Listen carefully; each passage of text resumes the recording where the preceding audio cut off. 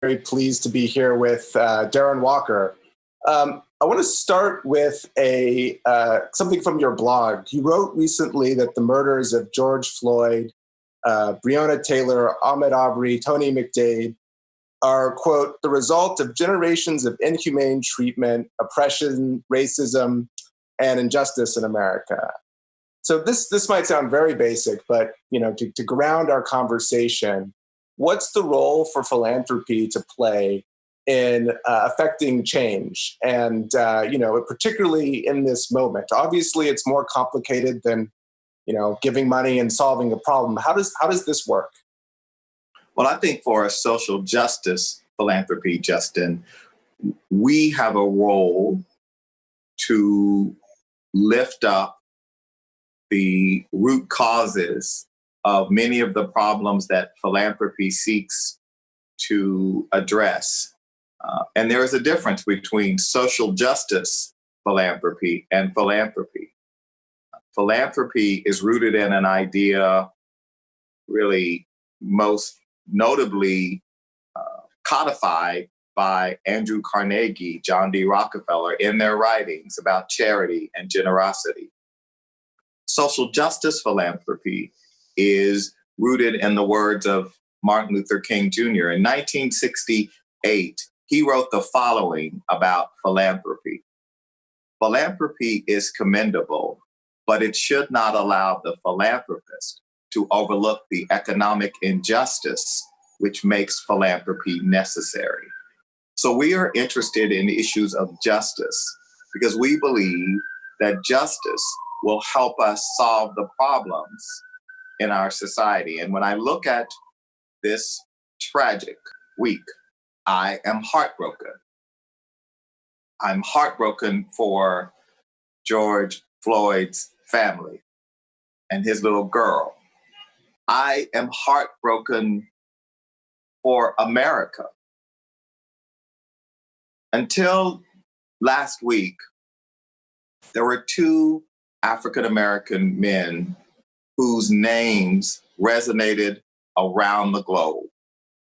Martin Luther King Jr., because of his fight for civil rights and what he stood for in the pursuit of justice in America, which delivered us Barack Obama, which for some gave us a false sense of progress, that we might actually naively believe that we would live in a post-racial America with his election.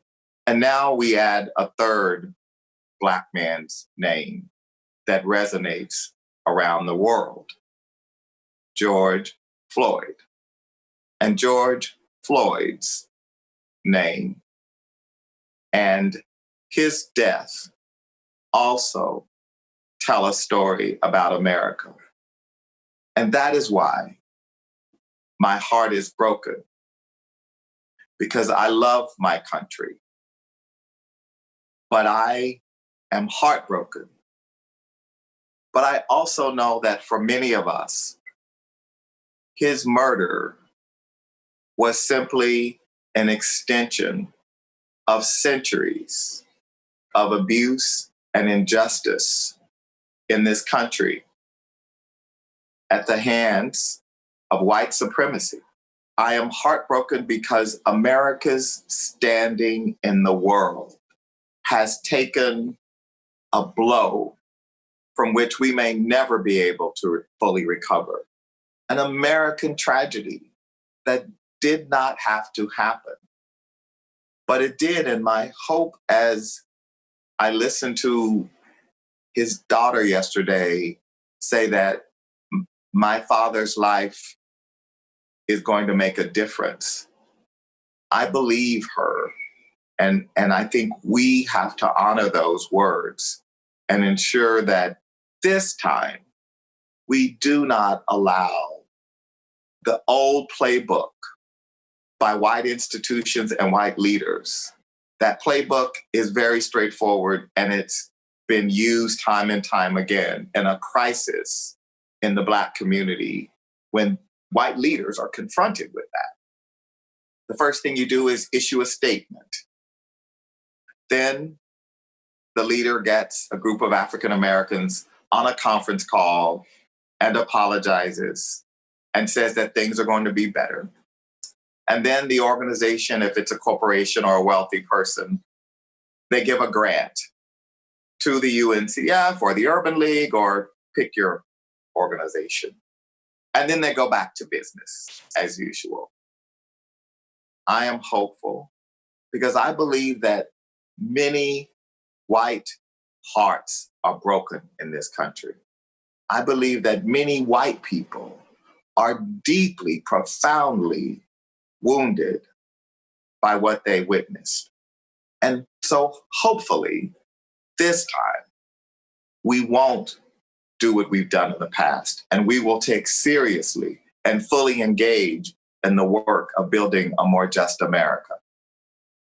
Well, so you raise so many important points, and I'd like to touch on a lot of them, but just to ask, what are the structural reforms? I mean, I think a lot of people, they see these tragic deaths, but this is, as you say, about so much more than these tragic deaths. And what are the structural reforms that you think need to come out of this? And what can you do in your role, as a leader of one of the most important institutions in this country and in the world, to help bring about those reforms? So what philanthropy can do is to fund the organizations who are working on the front lines for structural reform. And I'm very proud that many of the organizations that you've heard from in the past week are organizations funded by the Ford Foundation. So we have a responsibility to fund those folks working on the front lines, folks who are in the courts litigating, because we are a nation of laws, and advocating for change. So if you were to go on our website, you see that we fund many, many organizations who are advocating on the front lines. We fund the organizations that are suing. This morning, the ACLU, a Ford grantee, brought an action against the Minneapolis police. There are many organizations we support who are going to the courts to demand justice based on our laws. But there are also new laws that need to be promulgated, and we need advocacy and public education and public campaigns. So philanthropy can fund those activities. We also can fund research. So for example, there is no database that actually inventories how many people are killed by police in the United States annually. That information does not exist in a single repository of information and data. We are funding that kind of activity. That's the work of a social justice philanthropy. What needs to change is not only our policy for justice and rights, we also have to change our economic policy. Because a fundamental challenge here is that capitalism in its current form is not working for too many of us. And the inequality that we are seeing in society is a manifestation.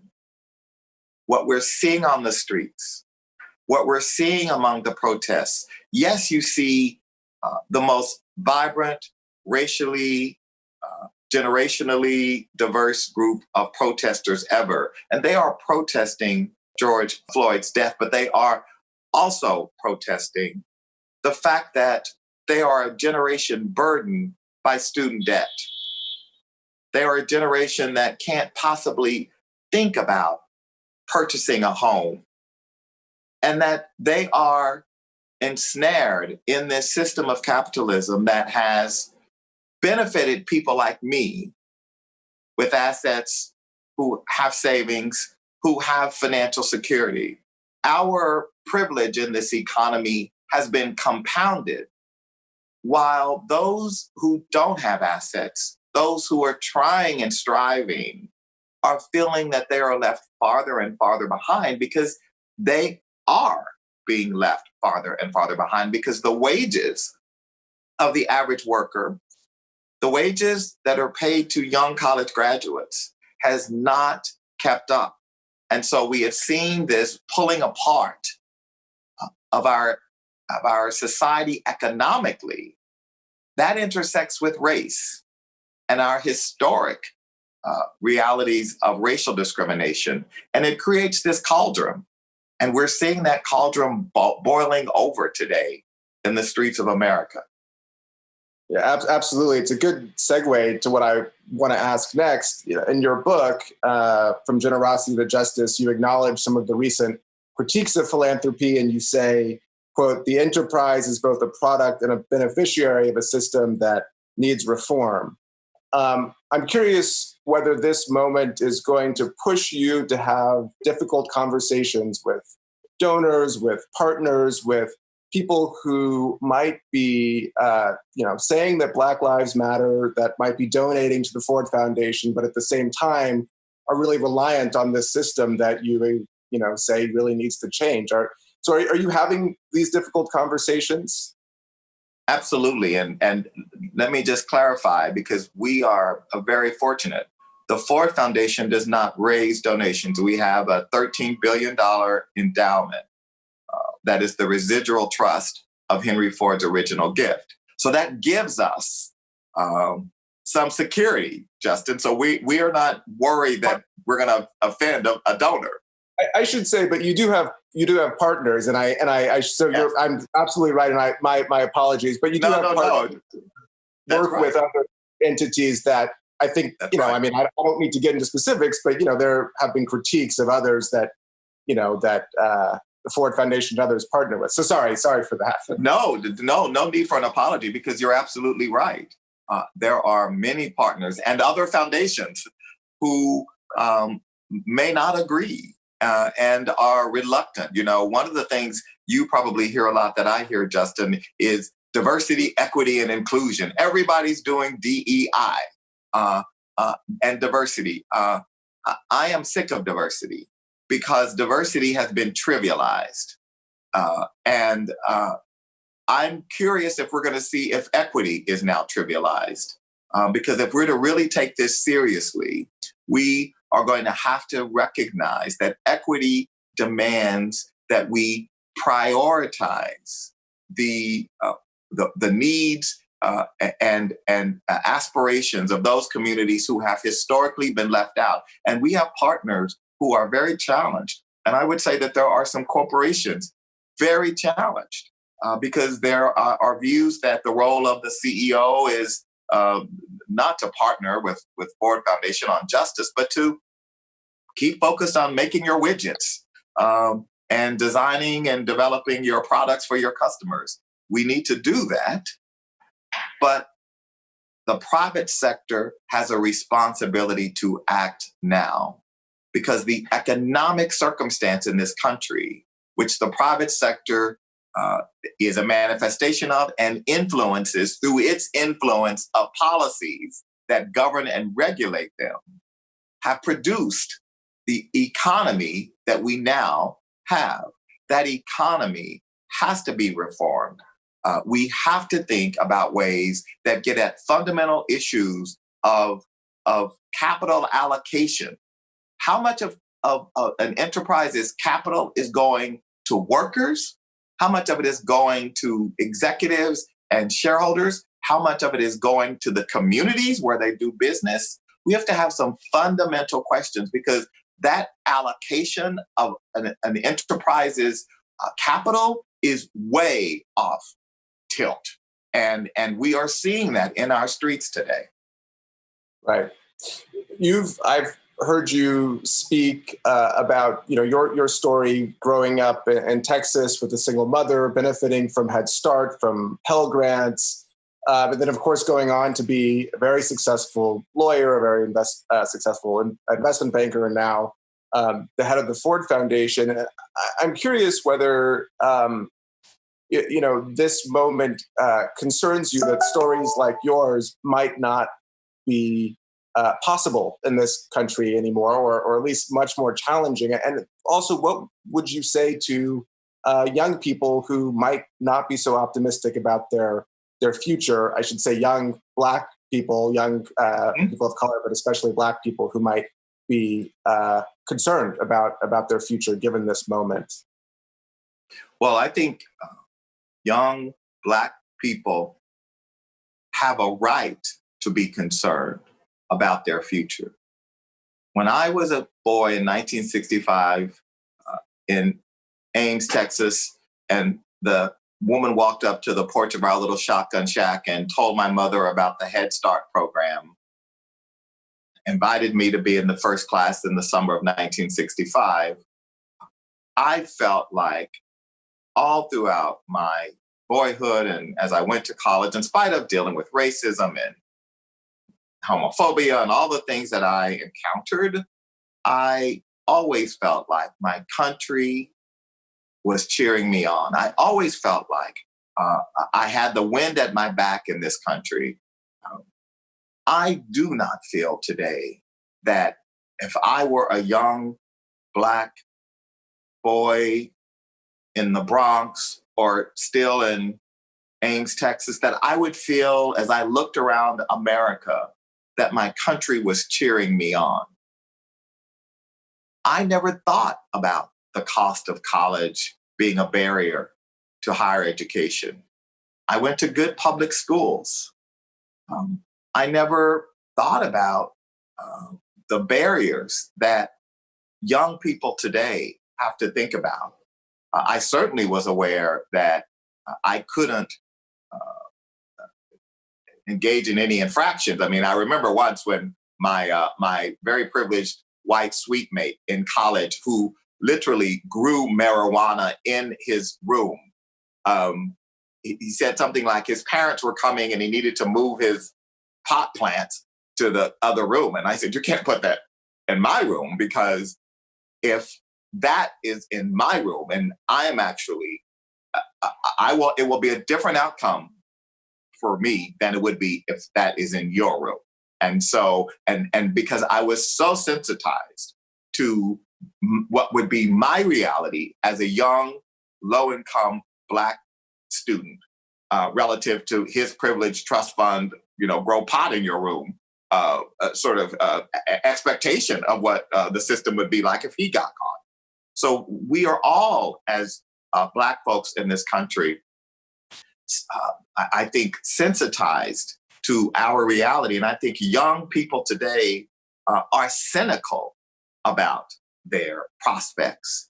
And so we must intervene to demonstrate that they should not be cynical, that there is a thing called opportunity in America still yet, and that we've got work to do to have it for them. Absolutely. Thank you so much for your time. Very much appreciate. I could ask you questions for hours, but we're running out of time. So thank you so much. Thank you, Justin. It's been a great pleasure.